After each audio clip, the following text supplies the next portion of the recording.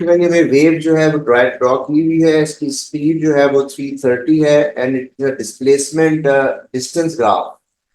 हमने वेवलेंथ निकालनी है। वेवलेंथ का मतलब होता है वन कंप्लीट ऑसिलेशन या एक क्रेस्ट और एक ट्रफ मिला के वेवलेंथ बनती है। तो यहाँ से ये 0.6 meter is the wavelength. If we know the value of the wavelength, we have speed. How can we find the value of frequency? V is equal to f lambda, f is equal to v over lambda. हमें speed भी मालूम है, wavelength भी मालूम है। Speed is 330, wavelength is 0.6। Divide कर ले and we'll get the answer for the wavelength. The frequency comes out to be 550 hertz. अब आता है कि वो कहते हैं कि आपने कौन वेव बनानी है, इसकी सेम फ्रीक्वेंसी है, 180 का फेज डिफरेंस है, मगर इंटेंसिटी डबल है। अब अगर इंटेंसिटी डबल हो जाती है तो what will be the new amplitude? अब नोट कीजिएगा, जो पहला एम्पलीट्यूड है वो 5 है। पहली बात तो ये कि हमें नई इंटेंसिटी के साथ नया एम्पलीट्यूड देखना पड़ेगा। अगर आप इंटेंसिटी डबल करते हैं तो हमने ये लास्ट में भी किया था, के एक्स इज इक्वल टू के एक्स 2 टाइम के एक्स नॉट स्क्वायर। यहां से आप देखिएगा एक्स स्क्वायर जो है वो 2 टाइम एक्स नॉट स्क्वायर आ जाता है, और अगर मैं एक्स की वैल्यू निकालूं तो ये अंडर रूट 2 टाइम एक्स बनता है। अगर x आपका 5 है तो नया x आपका 7 बन जाता है, 5 × √2। तो यहाँ पे मैं पहले ही 7 डिवीजन के ऊपर ऊपर और 7 डिवीजन पे नीचे लाइन ड्रॉ करूंगा, ताकि मुझे मालूम हो जाए कि मैंने कहाँ तक ड्रॉ करनी है अपनी वेव। पहला 5 डिवीजन था, दूसरी वेव जो है उसका एम्पलीट्यूड 7 डिवीजन है। तो 7 ऊपर 7 नीचे मैंने पहले पॉइंट मार्क कर दिए। अब मैंने 180 डिग्रीज का फेज डिफरेंस देना है। जब भी ये कहा जाता है कि 180 का फेज डिफरेंस है, तो वो वेव हमेशा पहली वेव से फ्लिप चलती है और अपसाइड डाउन चलती है। जब इसका क्रेस्ट होगा उसका ट्रफ होगा एंड सो ऑन। ये वेव हम ड्रॉ करेंगे और इसमें एम्पलीट्यूड इत्यादि करेंगे। It should be 7 instead of 5 because it is intensity is double. इस तरह हम इस वेव को ड्रॉ करेंगे। 180 का फेज डिफरेंस है, तो 180 का फेज डिफरेंस का मतलब ये होता है कि वो पहली वाली वेव से फ्लिप हो जाए। Okay, next question.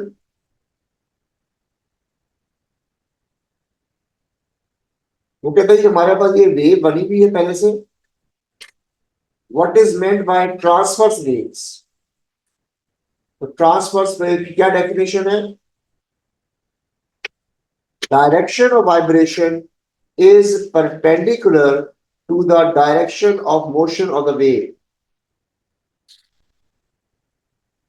Very important definition transverse wave की और लॉन्गिट्यूडनल वेव की। फिर कहता है जी आपने एक सेकेंड वेव ड्रॉ करनी है, सेम एम्पलीट्यूड, मगर lags behind by a phase angle of 60 degrees. अब नोट कीजिएगा कि ये जगह स्टार्टिंग पोजीशन है और ये 90 है, तो 60 का मतलब होता है 2/3। यहां से अब डिविजन काउंट कर लेते हैं, 1 2 3 4 5 6 7, 7.5। ये तकरीबन आ रहा है 90 डिग्रीज को 7.5 डिवीजन शो कर रहे हैं। तो 60 डिग्रीज को 2/3 का मतलब है 2/3 ऑफ 7, तो वो तकरीबन 6 के लिए बनता है। तो आपने जो एरर ड्रॉ करना है वो 6 डिवीजन के लिए एरर ड्रॉ करना, और आगे ड्रॉ करेंगे हर पॉइंट जो है वो आगे मूव कर रहा होगा। 60 डिग्रीज का फेज डिफरेंस है। 90 degrees is represented by 7.5 divisions. So 60 degrees will be represented by approximately 5 to 6 divisions. मैंने हर पॉइंट से 5 डिविजन आगे ये मैंने एरोज ड्रॉ कर दिए। तमाम एरोज की जो लेंथ है वो सेम है। अब जो नेक्स्ट वेव ड्रॉ मैं करूंगा वो इसी रेफरेंस से मैं करूंगा, यानी ये वाली पोजीशन यहां पे पहुंची है। It will be something like this कि मैं जब स्टार्ट करूंगा तो यहां से मैक्सिमम यहां पे आएगा, 0 यहां पे, फिर नेगेटिव मैक्सिमम, फिर जीरो एंड सो ऑन। जब मैं ड्रॉ कर रहा हूं तो ये एक ऐसी वेव है जो पहली वाली वेव से 60 डिग्रीज लैग कर रही है। हर पॉइंट जो है वो 60 डिग्रीज आगे है। बेटा वेव वाला क्वेश्चन पेपर निकाल, आई थिंक ये पहला वाले क्वेश्चन। तो 60 के लिए 5 डिविजन आगे मूव किया है। फिर वो कहता है what is meant by principle of superposition. Principle का क्या मतलब है? जहां दो या दो से ज्यादा वेव्स मीट करती हैं, the resultant displacement is a vector sum of individual displacements. उनको हम एज अ वेक्टर ऐड करेंगे। अगर दोनों का एम्पलीट्यूड पॉजिटिव है तो ऐड होकर डबल हो जाएगा, अगर एक का पॉजिटिव है एक का नेगेटिव है तो वो जीरो हो जाएगा। अब 1 सेकेंड कहा है उसने, ये 1 सेकेंड मेंशन। तो 1 सेकेंड में देखिएगा T1 का जो है वो क्या एम्पलीट्यूड है, यहां से आप देखिए नीचे की तरफ जा रहा है और ये मिड पॉइंट बनता है। इसका मतलब है इट इज -a/2। ये बन रहा है आपका amplitude at 1 second, it is a/2 minus. और जो हमने वेव ड्रॉ की थी उसका जो है वहां पे पॉजिटिव बन रहा है, वो भी तकरीबन a/2 बन रहा है प्लस में। इसका मतलब है अगर 1 सेकेंड में देखेंगे तो ये दोनों वेव्स में एक का एम्पलीट्यूड पॉजिटिव है और दूसरे का एम्पलीट्यूड नेगेटिव है। ऐड करें रिजल्टेंट के लिए -a/2 +a/2 and you get the answer as zero. अगर आप इसका सही किया होगा तो ये ऑलमोस्ट सेम प्लस और माइनस में ही आएगा। ये आपने वेव ला के दी हुई है, तो आपने नेक्स्ट वेव ला दी है जो ये आपका जो ऑटोमेटिकली, ये अगर एक्सट्रीम हाइट है, ये यहाँ अगर कंपेयर करते हैं हम सर्कल में, तो ये हायर पोजीशन पे, ये यहाँ स्टार्टिंग पोजीशन, इसका मतलब ये 90 डिग्री रिप्रेजेंट कर रहा है। This is 90 degrees. आपने 60 डिग्रीज का फेज डिफरेंस देना है। हर पॉइंट को मैं इतनी लेंथ की एरो से आगे मूव कर दूंगा।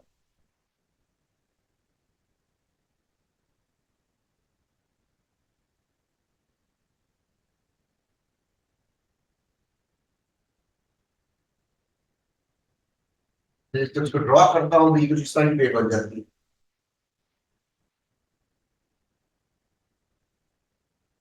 ये 60 डिग्रीज लैग कर रही है। अब वो कहना चाहिए 1 सेकेंड है यहाँ पे, 1 सेकेंड में बताइएगा पहली वाली वेव का क्या एम्पलीट्यूड है, दूसरी का क्या एम्पलीट्यूड है। ये एम्पलीट्यूड में ए कहा हुआ है। यहां से मैं वर्टिकल लाइन ड्रॉ करता हूं तो ये बनता है a/2 -a/2। यहां से मैं ऊपर ड्रॉ करता हूं तो ये भी बनता है +a/2। टोटल 7 डिविजन है, उसका 2/3 आपने एरो आगे मूव कर। ये एरो की लेंथ जो है वो 2/3, वो 5 डिविजन हर पॉइंट को आगे मूव कर। ये आपको मेजर करना पड़ेगा। सर और कैसे पाया क्योंकि मैं स्केच करने वैसे, ये मैंने आपको प्रैक्टिस कर भी ट्राई की इस चीज की, तो ये आपने सीखा ना। ओके जी, नेक्स्ट क्वेश्चन। अब हमारे पास दो वेव्स हैं, वेव ए और वेव बी। वो कहते हैं इनमें क्या सिमिलरिटी है।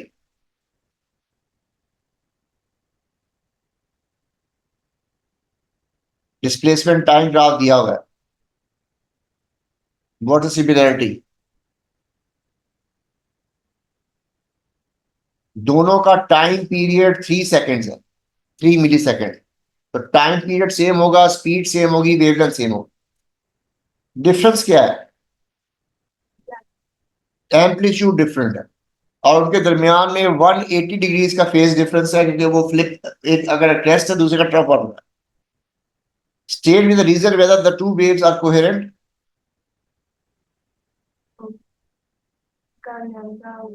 वेवलेंथ, इनका फेज डिफरेंस क्या हर जगह 180 है? यहाँ 180 है, यहाँ भी 180 है, यहाँ भी 180 है, यहाँ भी 180 है। इसका मतलब है हर जगह में 180 ही है। Since the phase difference remains constant, इसलिए these waves are coherent. The phase difference between the two waves remains constant और remains 180, so they are coherent. ये दोनों waves आपस में coherent है। ओके जी, नेक्स्ट पार्ट। अब वो कहता है जी बताइएगा कि ए की इंटेंसिटी क्या है, what's the formula for intensity. उन्होंने बताया कि ए की इंटेंसिटी आई है, क्या फॉर्मूला था इंटेंसिटी का?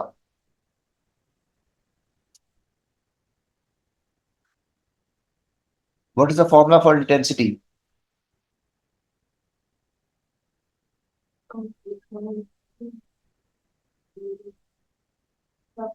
इंटेंसिटी देखिए आगे आगे इंटेंसिटी कहाँ आ रही है।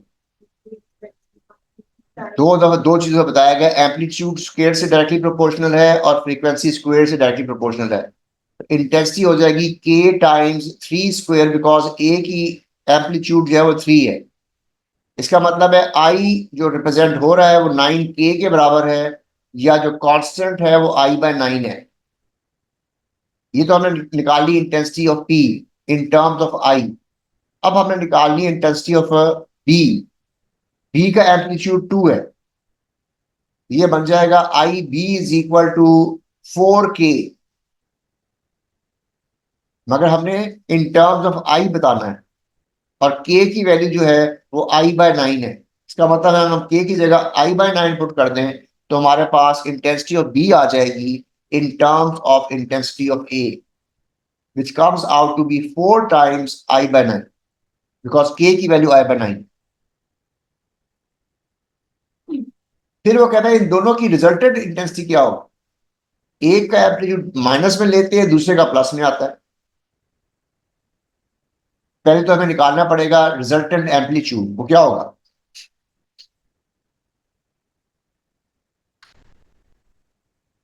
अब ये दोनों वेव्स पी पे पहुंच रही हैं, तो अगर एक का क्रेस्ट पहुंचेगा दूसरे का ट्रफ पहुंचेगा, रिजल्टेंट एम्पलीट्यूड कैसे निकालेंगे? It is a vector sum of individual amplitudes. -1। हाँ -1 आएगा, उसकी वजह ये है कि हम -3 + 2 करेंगे। अगर हम इसको +3 ले रहे हैं और इसको हम -2 ले लें फिर भी अब ठीक है, -3 + 1 +2 ले लें तो भी ठीक है। तो एम्पलीट्यूड इज इक्वल टू 1। अगर एम्पलीट्यूड 1 है, इंटेंसिटी बन जाएगी के टाइम्स 1 स्क्वायर। इसका मतलब इंटेंसिटी जो है वो के बराबर है, और के की वैल्यू क्या है I/9। इसलिए रिजल्टेंट इंटेंसिटी जो है वो I/9 बन जाएगी।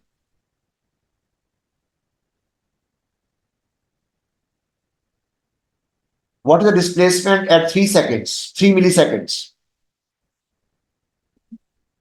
ए का एम्पलीट्यूड क्या है 3 पे, 3 सेकंड पे? तो 0। 0 है। बी का क्या है? 0। 3 सेकंड देखे कहाँ है? हाँ जी। ये तो 0 ही है। अब स्केल को बेटा जरा गौर से देख लें। ठीक है, आप सही कह रहे हैं बेटा, स्केल को जरा गौर से देखें। स्केल पे कोई 1 2 3 लिखा हुआ है कहीं? अच्छा मैं सॉरी मेरी सेकंड सॉरी आई थॉट कि जनरल सेकंड सॉरी। तो ध्यान हो, आप देखें फोकस करें चीजों के ऊपर। तो ए का भी 0 है और बी का भी 0 है, तो 0 + 0 आंसर क्या आएगा? 0 ही आएगा। 4 मिली सेकेंड्स।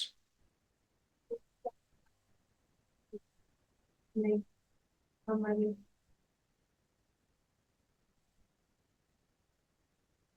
4 milli seconds. ए का कितना है? -2 पॉइंट समथिंग है, अच्छा, -2.6 ए का -2.6 है एंड बी इज और बी प्लस। +2 नहीं इसका है +2.1.9 और से बेटा गौर से देख लिया करें चीजों को, कुछ जल्दबाजी नहीं है, सर सुकून। 1.6। 1.7। ये से 1.7। और इसमें उन्होंने बताया हुआ है कि x की जो है /10⁻⁴ है, तो वो हमें लिखना पड़ेगा × 10⁻⁻⁴। ये बन जाता है -0.9 10⁻⁻⁴। ओके, कहता है जी by reference to vibration of points on a wave and its direction of energy transfer, distinguish between transverse wave and longitudinal waves. तो ट्रांसवर्स वेव में डायरेक्शन ऑफ वाइब्रेशन जो होती है वो परपेंडिकुलर होती है, और लॉन्गिट्यूडनल वेव में डायरेक्शन ऑफ वाइब्रेशन जो होती है वो पैरेलल होती है to the direction of motion of the wave. What is meant by polarised wave?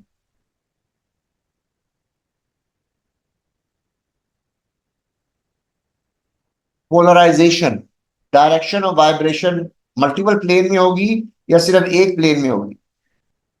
Sir एक प्लेन में। हाँ, direction of vibration is only in one plane perpendicular to the direction of motion of the wave, and only transverse waves can be polarized.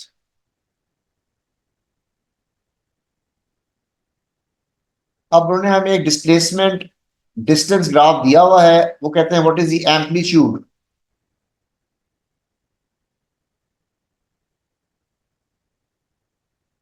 Amplitude कितना है इसका? 2.8। हाँ, 2.8 correct. वो कहते हैं ए और बी में कितना फेज डिफरेंस है। तो अगर आपको याद हो, हमने फॉर्मूला किया था एक कि हम देखेंगे ए और बी में एक्स का कितना फर्क आ रहा है, और एक कंप्लीट वेवलेंथ जो है वो 0.8 से रिप्रेजेंट हो रही है, तो ये बन जाएगा 2 pi over lambda into x, क्योंकि वन वेवलेंथ का मतलब है 360 डिग्रीज या 2 पाई रेडियंस। तो वन मीटर का मतलब होगा 2 पाई ओवर लैम्डा, तो एक्स मीटर्स का मतलब है 2 pi over lambda into x. तो यहाँ पे लैम्डा जो है वो 0.8 है, एक्स जो है वो 0.3 है।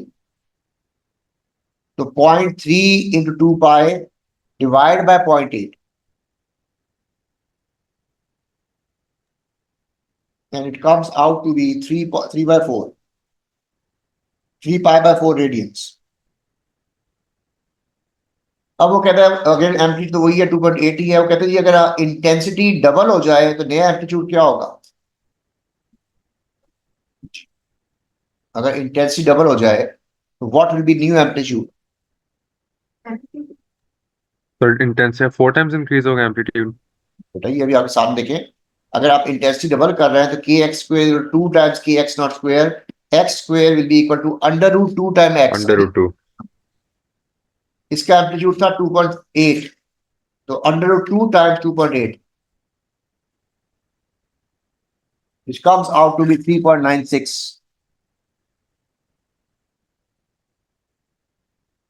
वो कहता है जी what is meant by period? What is period? The time taken for one wave time taken for one complete wave to move oscillation।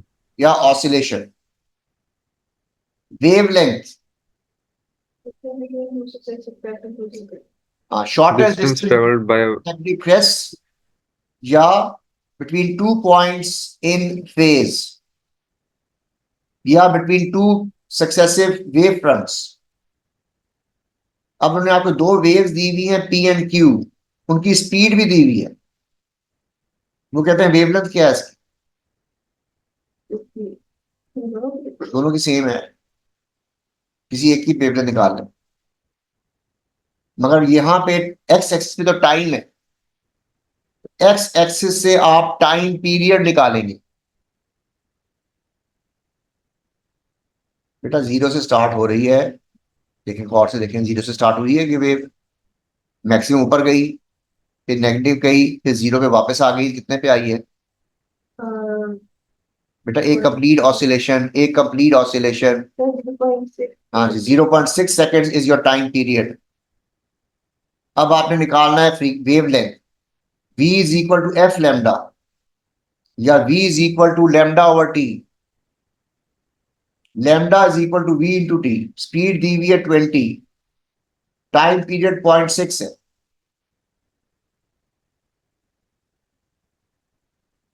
Wavelength comes out to be 12 centimeters. Okay जी, next determine the phase difference. Phase difference के लिए मैंने कहा था कि दो waves जो बनी हुई हैं उनकी सिमिलर पोजीशंस देखें कि उनमें कितना एक्स में डिफरेंस आ रहा है, क्योंकि एक कंप्लीट वेव टाइम पीरियड जो है उसका फेज डिफरेंस 2 पाई होता है। हमारा फॉर्मूला बनता है, बल्कि मैं फॉर्मूला लिख देता हूं, x phi is equal to 360 over T into x. 360 over T is equal to into delta x, ये हमारा फॉर्मूला है। तो 360 डिवाइड बाय टाइम पीरियड हमारा है 0.6 और x जो है अगर आप गौर से देखें तो 0.2 बनता है। अगर मैं इसको देखेंगे जीरो पे देखेंगे, ये जीरो पे है, नेक्स्ट जीरो इसका आ रहा है, यहां से ये 0.1 प्लस 0.1 0.2 बनेगा। अगर इसकी पहले वाले की स्टार्टिंग पोजीशन देखेंगे जीरो है, तो नेक्स्ट वाले की स्टार्टिंग पोजीशन 0.2 पे आ रही है, ये आपका एक्स बन रहा है, दिस इज 0.2, ये बन रहा है 0.2, So the answer is 120 degrees. 120। ये आपका सिमिलर पोजीशन बन रही है इसकी, जो मैं रेड से शो कर रहा हूं, उसकी स्टार्टिंग पोजीशन है, नेक्स्ट वाले की स्टार्टिंग पोजीशन यहां पे शो हो रही है।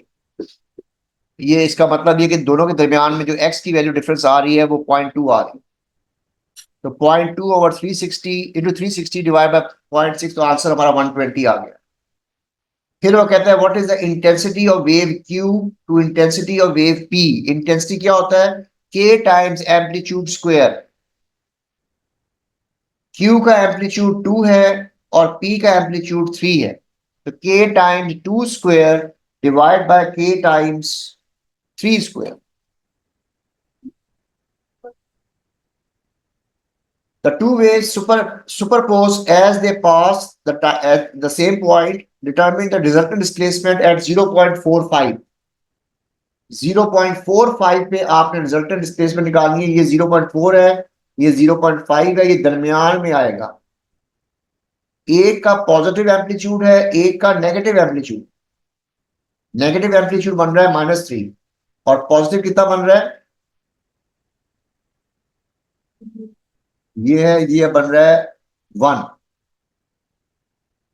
तो -3 + 1 इज इक्वल टू -2 मिलीमीटर। ये हमारा आंसर आ गया। इसका +1 बन रहा है, इसका -3 बन रहा है।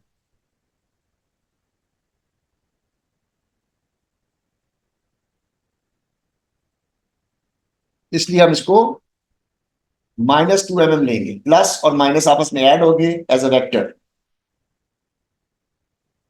वो कहता है ये दो वेव्स हैं, एक आप डिस्प्लेसमेंट टाइम ग्राफ है और दूसरे का डिस्प्लेसमेंट डिस्टेंस ग्राफ है। What is displacement?